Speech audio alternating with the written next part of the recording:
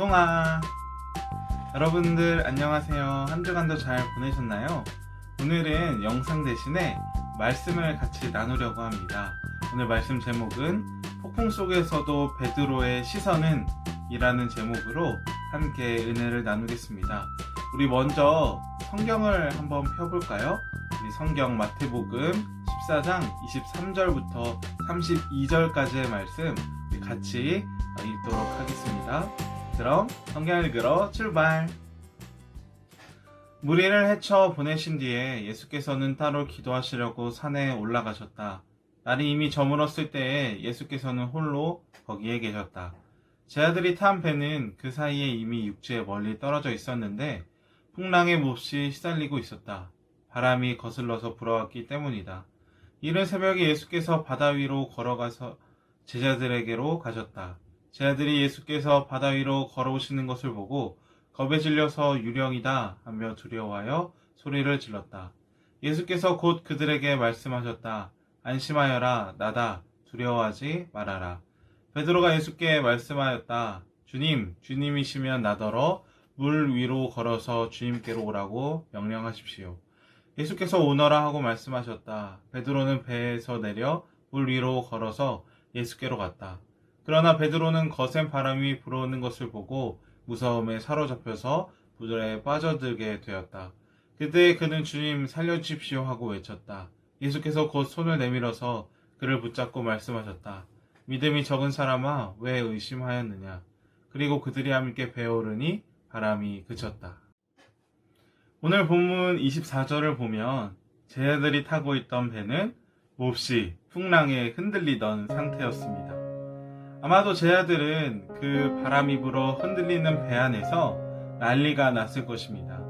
왜냐하면 자신들이 빠져 죽을 수도 있다는 생각을 했기 때문이죠. 그런데 그 순간 저 멀리서 누가 걸어옵니다.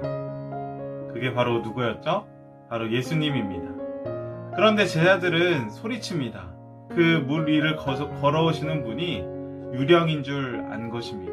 그래서 아마 너무나도 무서운 마음에 배까지 흔들리고 유령까지 나타났으니 얼마나 두려웠겠습니까? 그래서 아마도 한바탕 소동이 일어났을 것입니다. 그렇게 제자들은 무서워하고 있을 때 딱 한 사람, 베드로만이 그 물 위를 걸어오시는 분이 유령이 아닌 예수님인 것을 발견하게 됩니다.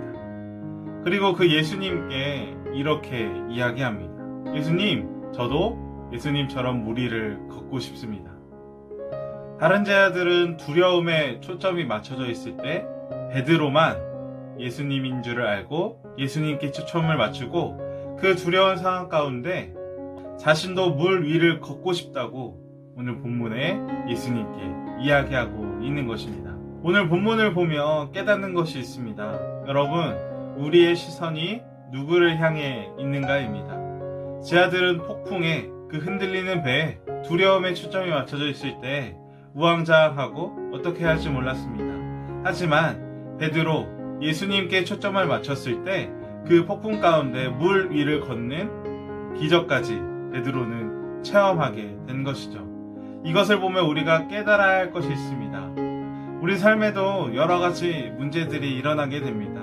성적, 그리고 친구와의 관계, 부모님과의 관계, 여러 가지 문제들이 우리 삶 가운데 찾아옵니다.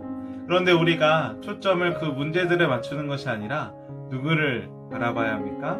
예수님을 바라봐야 합니다. 우리 삶에 여러 가지 문제가 몰아쳐도 우리가 그 문제가 아닌 그 예수님을 바라볼 때 우리의 그 문제는 더 이상 문제가 아닌 것처럼 됩니다. 베드로가 폭풍 우 가운데 우리를 걸어갔듯이 말입니다. 하지만 문제가 일어났습니다. 베드로가 다시 두려운 나머지 예수님이 아닌 물 위를 봤을 때 어떻게 되었습니까? 물에 빠지게 되었습니다. 여러분, 우리가 예수님만 바라보기 원합니다. 문제보다 크신 그 예수님께서 우리의 모든 어려움과 문제를 해결해 주실 줄 믿습니다. 그리고 예수님을 바라볼 때 우리가 예수님께 푹 빠질 수 있을 것입니다. 그렇게 되는 우리 물된 동산 중고등부 친구들이 되기를 주님의 이름으로 축복합니다. 그럼 안녕.